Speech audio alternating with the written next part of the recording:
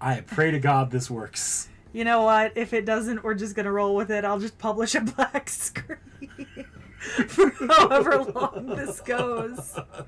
Fam, if you guys have been watching some of our recent videos, especially during Halloween, we were having issues. This is the end of a saga, right? Like, this is our last attempt to minimize the problems we were having. I genuinely, if I didn't have to use my computer for other stuff and if I could have afforded a new one, I would have just smashed it. Aggressively, with purpose. There was almost a murder here, except we had Vaughn as tech support. There was almost a murder. Cold blood. Crime of passion, actually. Crime of passion. So today we don't have a physical book for our off the shelf. We just have my Webtoon app. Well, technically you were reading it on your Webtoon app. Or on the website. I don't know how you read it. I had it on the app.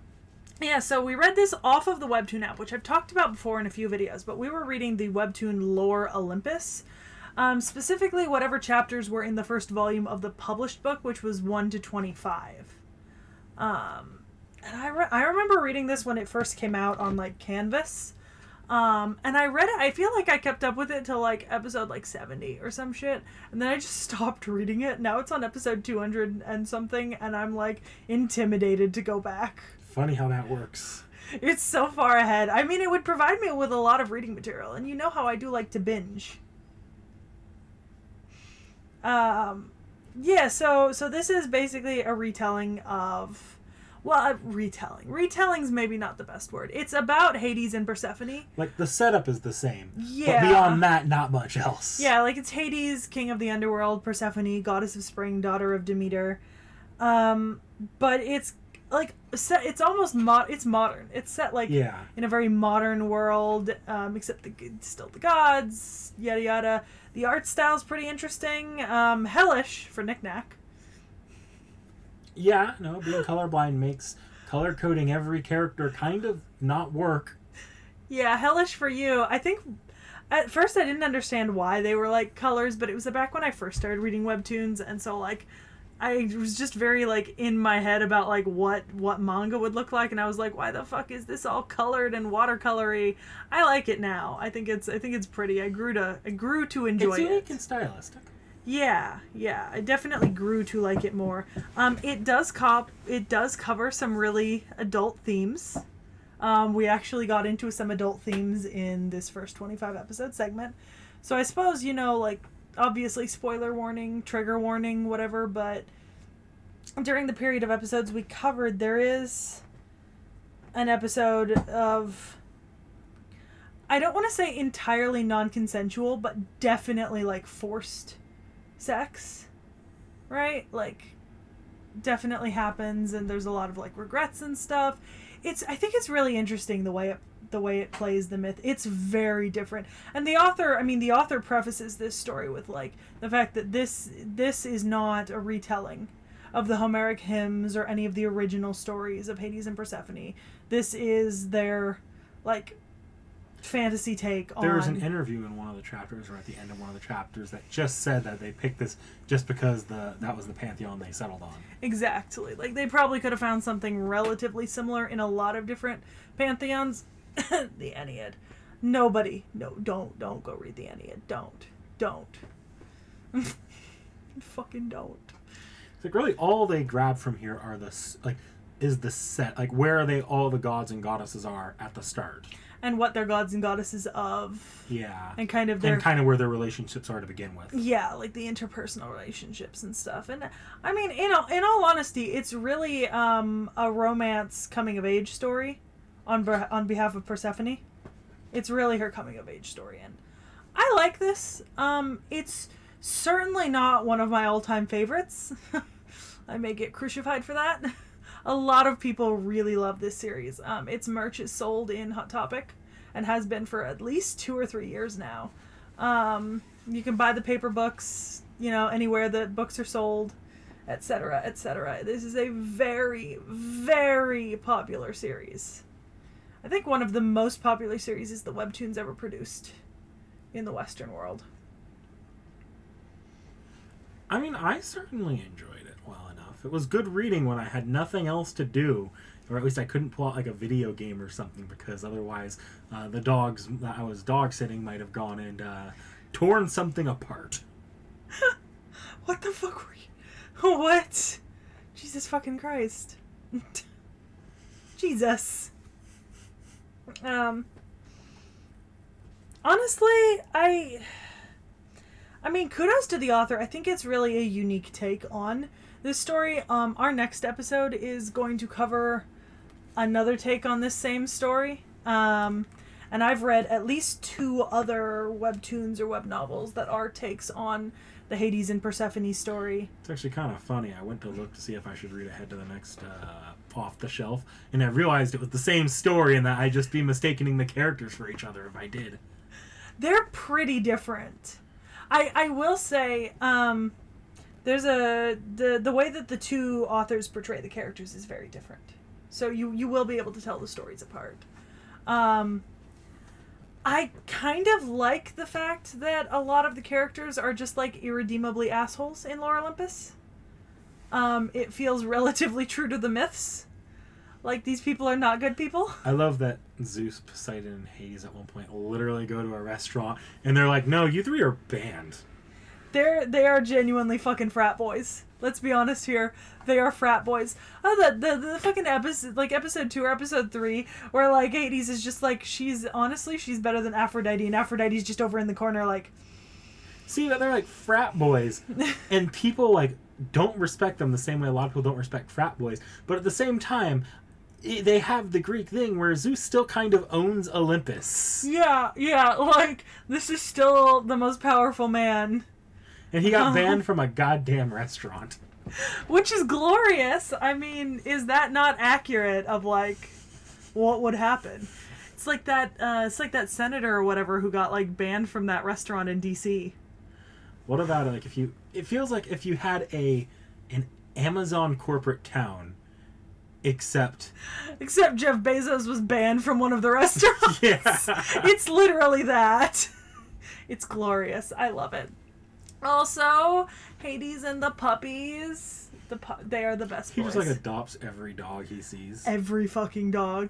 I think specific. There's a moment in episode like 25 where he like wakes up from a nightmare. He's just like face to face with one of his dogs, and he's like, I thought that was over. He's in Tartarus. He can't hurt me. Okay, I'll go to therapy. You don't have to be such an asshole about it. Like, man is having a one-sided conversation with this fucking rescue dog that he has. Also, low-key, Persephone needs to get new friends. Friends who actually care. Like, this is not okay. Like, if I was her, I would just not be friends with Artemis anymore. I'd be like, no. I'm from what I read, Artemis wasn't that bad. Her brother's an asshole, and that's family. Yeah. Ugh. Apollo makes me feel all squicky inside the same way Homelander makes me feel all squicky inside. You just don't know what he's gonna do. Well, I haven't. Yeah. So obviously Apollo's done the little worst thing he could have so far, but I haven't seen much of his reaction yet to everyone else's reactions to it, because we haven't really. Yeah, you haven't gone beyond it happening. Yeah. And Hades realizing that he accidentally ghosted Persephone. Poor baby. He's so fucking blind. I have never felt more akin with a character as Hades when he like puts his glasses on and like everything becomes clear. I feel it, my dude. I feel it. I have the same thing. He ghosted Persephone, not realizing it was her because she texted from a brand new phone. Yeah. She should have written her name. Yeah. Should have been like, hey, it's Persephone. Like, typically the thing you do when that happens is, hi, it's new phone. Mm-hmm. Maybe out of who dis if you want to be all weird. New phone, who dis? Yeah. I don't know. I think... it's interesting. I certainly like the like relationships between some of the characters. Like, Hera and Zeus are hilarious together. Like, Hera's just, like, out here living her best life trying, and Zeus is just, like, fucking shit up, and she's just like, God fucking... It's a... Fucking damn it, Dave. There goes the last shit that I ever gave. And Poseidon is actually just destroying shit. Poseidon is out here just absolutely wrecking shit, but also Loki loves his wife so fucking much. Like, hashtag squad goals, like, Poseidon and his wife are adorable, but, like, legitimately out here ripping the town down. Not painting it red, ripping it down. I imagine that Poseidon's definitely the reason why they've been kicked out of so many places. I mean, they paid off his debt for breaking the mermaid tank. Yeah. And they let them in, so. Yeah. He is definitely the cause of the bannings. But yeah, isn't it great that we can access a lot of stuff relatively for free on a handy-dandy app like Webtoon? Yep. Actually, Punderworld might also be on here. Was it? Yeah. So Punderworld is actually also on here. This one doesn't look nearly as free. Oh, that's colored in because I've already read it. Oh, well, that's No, it's free. That's the pale of me already reading it. I've never gone back to reread shit, so I never. Yeah, so Punderworld's also available on here, which is great because that means that both of these series are easily accessible to anyone who has internet because Webtoon has both a desktop site and a mobile site. And going forward, I definitely want to incorporate more webtoons into the off-the-shelf because there's just a lot that I'm really, really enjoying web novels and webtoons across the different apps that I use. And I use a lot of those apps. I have an entire subfolder on my phone of just webtoon, webcomic, and web novel apps. And I do switch between them at will. I mean, if we're making webtoon, I've read 2 webtoons before this one. I read Tower of God because I came out of the anime, and that's what got me to download Webtoon. Mm-hmm. And then I read, was it New Game? Or is it, you know, the one where it's the game dev? Yeah. And the online influencer? Yeah. Oh, is that Let's Play? Let's Play. Let's Play. Yeah, that's another one that's out in paperback. I will say my first... Really? That one? Yeah. Because that one, like, really played around with some of the Webtoon, like, music and sound gimmicks. No, you can buy a paperback version of it, but it's not as fun as reading it on Webtoon because you get the... That is one of the few Webtoons that actively makes use of the add music and animation feature. I will say, I think my first Webtoon was The Gamer. And I've told you about The Gamer before. I have sung the praises of The Gamer before. I do the same thing to The Gamer that Knick Knack does to the Nasuverse. Genuinely. Like, people are like, Webtoons, do you read any? I'm like, The Gamer. Fucking read The Gamer. I'm gonna make Knick Knack read The Gamer. Oh, hell yeah. Loki, protect me. Our guests in most videos. Demon. Fucking demon. Alright, well, with that being said, we will see you back next week. You already got a glimpse of what we're doing next time. So enjoy. Well, who knows what we're doing the next video that goes up. That's true. Like, comment, subscribe.